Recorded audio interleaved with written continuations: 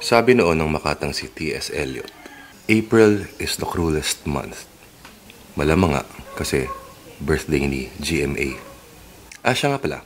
Birthday din pala ng airmat ko ngayon na nasa probinsya. Happy birthday ma, magpatumba ka naman ng baka dyan sa Hilongos, Leyte. Malupit nga siguro ang Abril dahil sa init. At dahil sa mga bagong graduate na hindi makahanap ng trabaho. Para din siguro sa mga naonseng depositors ng legacy. Pero hindi naman kailangan maging malupit ang buwan ng Abril. Because it's vacation time. Usong-uso ngayon ang paglilista ng kung ano-ano ang mga bagay na may kinalaman sa tag-init. Pero ilang taon na, it's the usual suspects pa rin. Baguio, Boracay, Puerto Galera, etc. etc. Ang daming tao, para ka nasa Quiapo pag Biyernes. Hindi pa ba kayo nagsasawa? Dito sa Word of the Lord, ililista natin ang mga alternatibong bakasyonan na susunod na puputaktahin ng mga turista. Number 10. Payatas.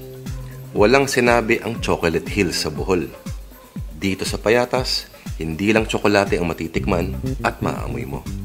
Number 9. Davao City. May package tour, escort mo pa ang Davao Death Squad. Book your tickets now, murang-mura na, kasi one way lang. Number 8. North Korea. Makakakita ka pa ng lumilipad na nuclear missiles.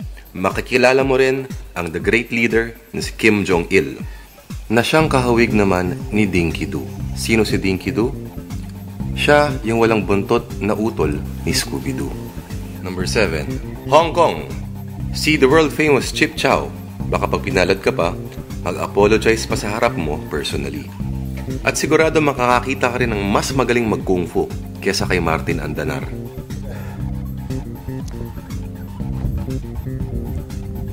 Sa Luneta, may 1,000 litratong bumubuo ng isang malaking photomosaic ng litrato ng ating great leader na Gloria Macapagal Arroyo to celebrate her birthday. Inaasinta nitong basagin ang world record. Para saan? Para sa pinakamalalang presidente sa buong mundo. Joke lang. Peace.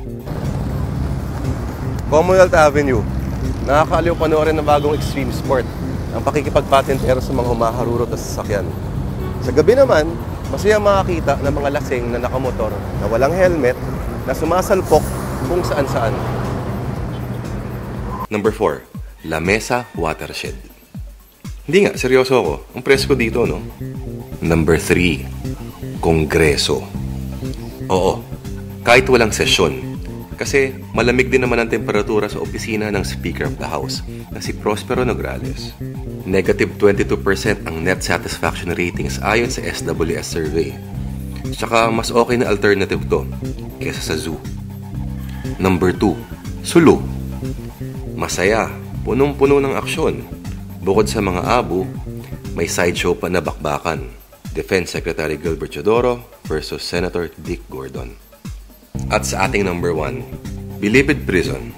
Bukod sa mga kahalubilo mo ang mga paborito mong kriminal, may tennis court ka na, may hamburger stand ka pa. At hindi lang yon. Sa isang iglap, palalayain ka rin kaagad ng presidente. Mabait kasi siya eh. May hilig magpatawad ng kauri niya. Joke lang. Belated happy birthday po ulit, great leader.